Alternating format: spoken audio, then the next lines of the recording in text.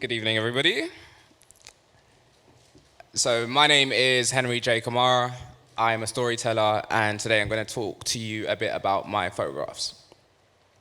But before we get started, I'm going to first show you a picture that's not a photograph, it's an image. And I'm going to ask you, what do you see? So can I get some answers from the crowd? I'm hearing duck, rabbit, some people saying duck. Okay, interesting.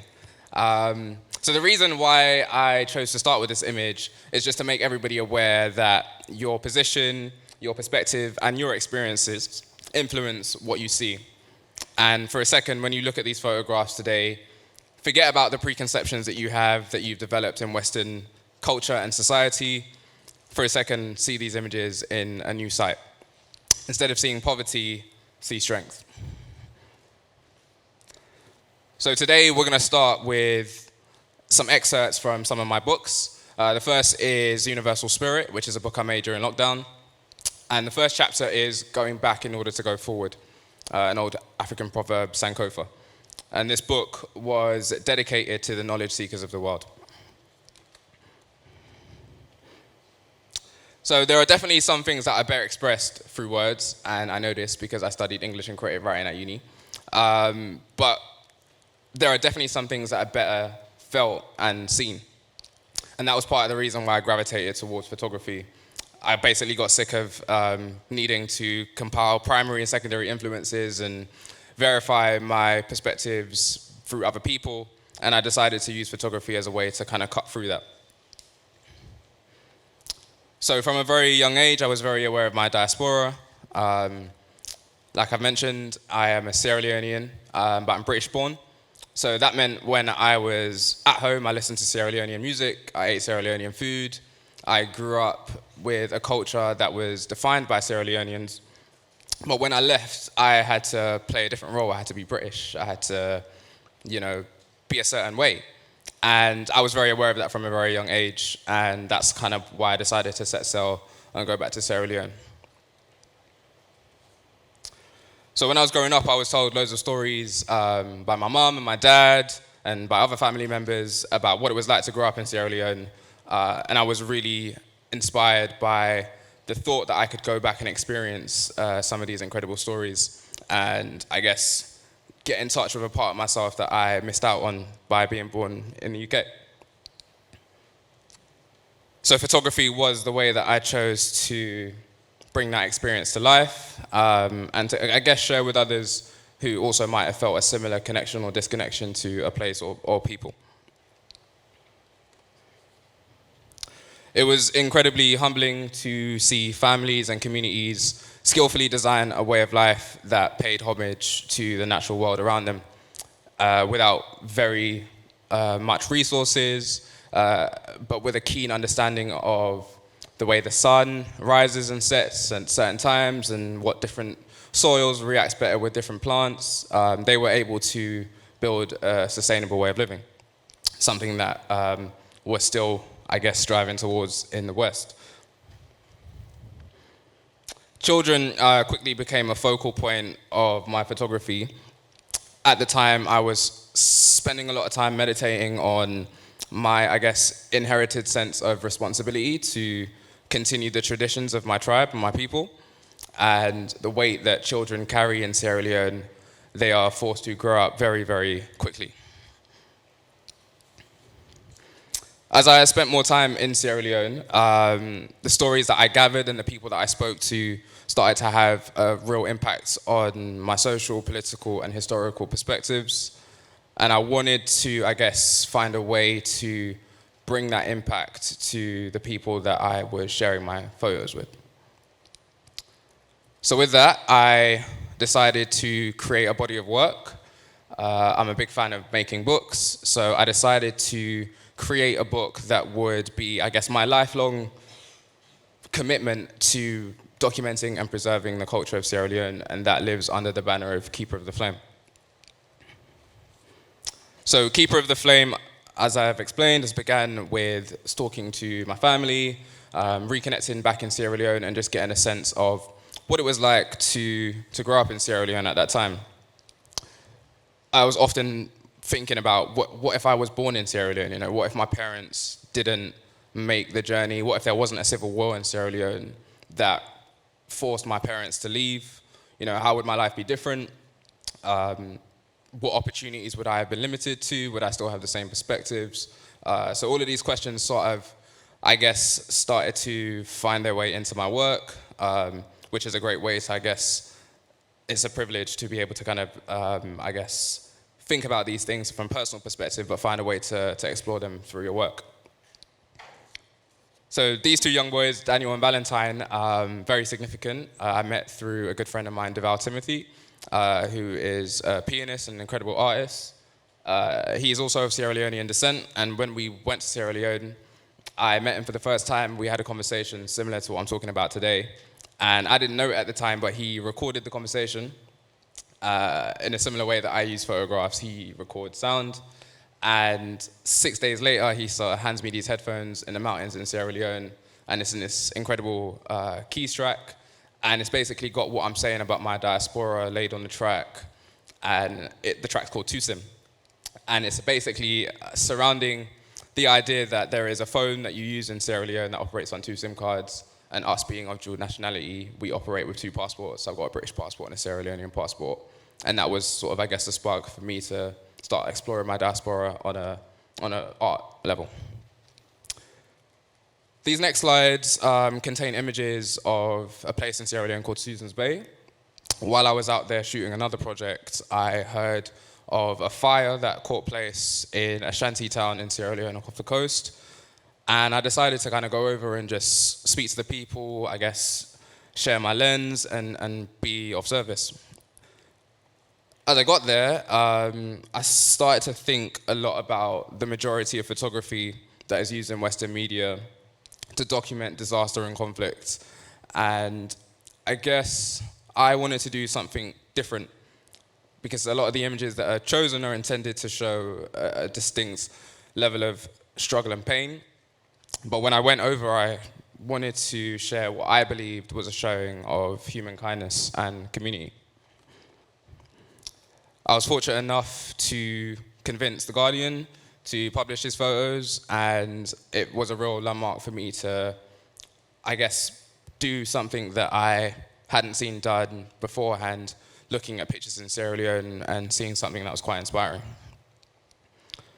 So the fire started in Susan's Bay by a young child actually playing with a lighter and a piece of plastic, and because of the materials that the houses are made with, the young child's house caught alight, which then started a chain reaction, and many of the houses were burnt in the shanty town. But what that did do is show an example of the community needing to come together. The image on the right is an image of a washing and bathing situation, which basically meant that the community needed to come together to find a safe way to, make themselves clean, which was governed by the bylaws at the top right. And that was an incredible experience that I felt like I needed to document. So moving on, within Keeper of the Flame, there is one project which I'm currently working on, and it is called Keep the Drums, Lose the Knives.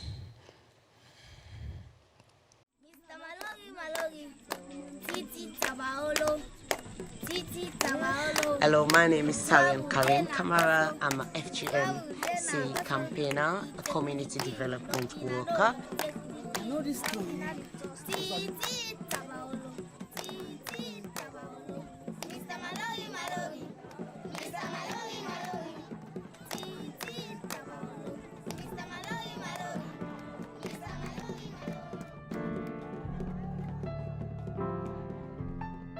The structure of the Bondo society in Sierra Leone, you have the men who are the head, they are called the Sokos.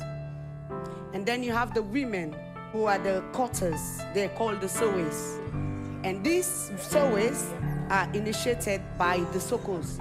So they must have gone through the Bondo society, which is known to you as FGM. It is so ingrained into the people. It's been going on for many years. The way it is worked is a family trade thing. It's a rite of passage as well. So if my grandmother was a cutter, any one of, maybe my mom or my sisters or even my cousins can be chosen to take over her. So that's how it is. So if they choose you, you cannot deny it. They will just give you this gift and you have to take up the responsibilities. So that's how it is. So even the cutters, they are victims themselves. Every girl wants to go, you know, because if you've not been through the bonded society, it doesn't matter how young or old you are, you feel like an outcast within that community.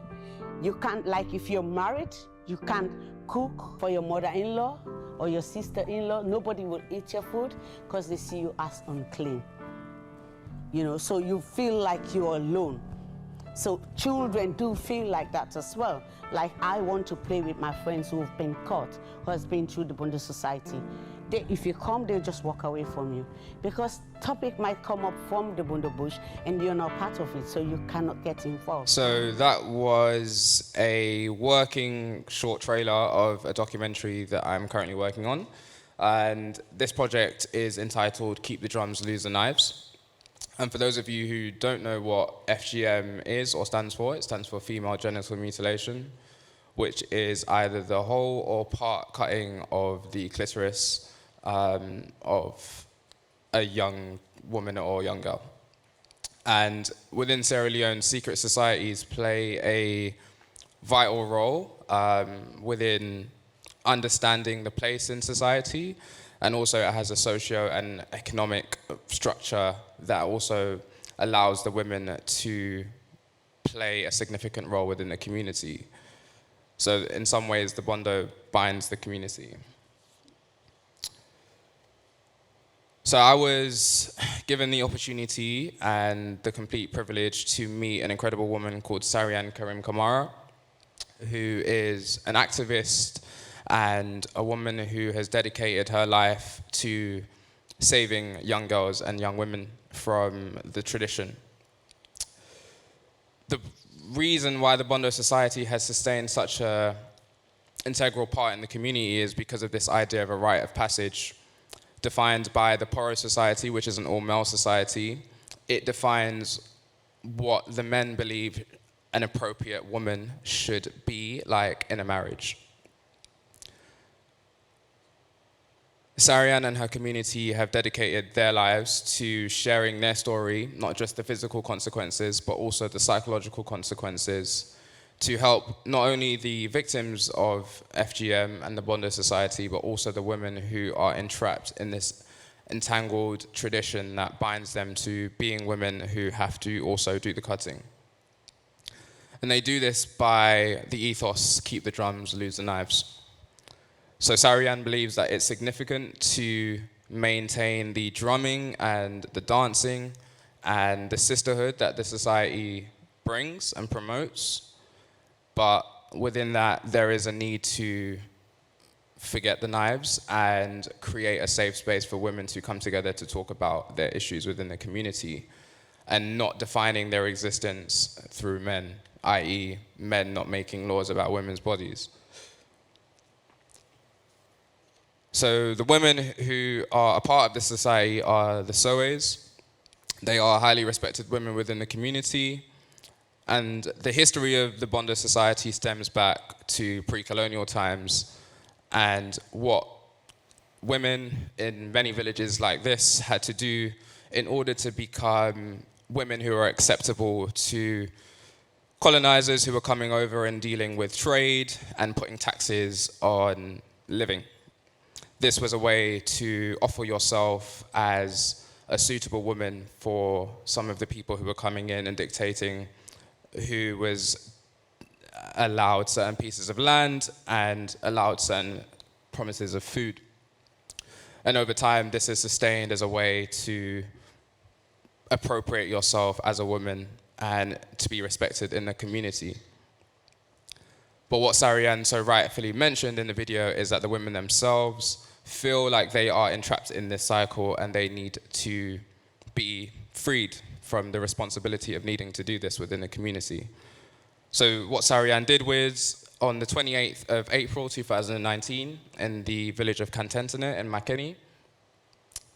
28 Soes gave up their practice and committed to keeping the drums and losing the knives. Now, in these baskets, there are the ancestral baskets, which are passed down from generation to generation, which binds the Soes. And in front of the entire community, after going through the educational processes and being provided a safe space to talk about what it is that they are forced to do, many of the women took the opportunity to learn a new skill or a new trade so that they no longer had to cut young girls as a means of income. And like I've explained, these women are highly respected and revered in the community, so you might ask, how did they feel about giving up that position? I think in this image you can kind of see that there is a huge sense of relief from needing to do that. So it was an incredible project, and the reason why I gravitated towards this project was because I saw the impact of not just this happening to one single woman, but also the ripple effect that that can have with a woman in their relationship, and then how that then affects a woman in their family and how they raise their children, and how that then ripples out to smaller communities and larger countries. And when you look at some of the issues that exist overall in Sierra Leone, I think some of them can be solved by just creating a safer space for our women and our mothers and our sisters. So within that, in the community, the ancestral baskets were burned in front of the community, and this was a huge moment and a step forward to not just ending female genital mutilation in Sierra Leone, but across the world. And hopefully this can be an example for the rest of the countries that also practice FGM. Now, this is an ongoing project and something that I've committed to doing, I guess, alone, alongside Keep the Drums, Lose the Knives. And I've currently launched a Kickstarter to make the production of the book, of the images that you see today, and complete the documentary, because I think that this is a project and a story that I think needs to be more widely known and spoken about. And yeah, if you'd like to support, come and find me after, you can have a chat, and I can send you a link, and we can talk more about it. But with that, I'm going to end there. Thank you for listening.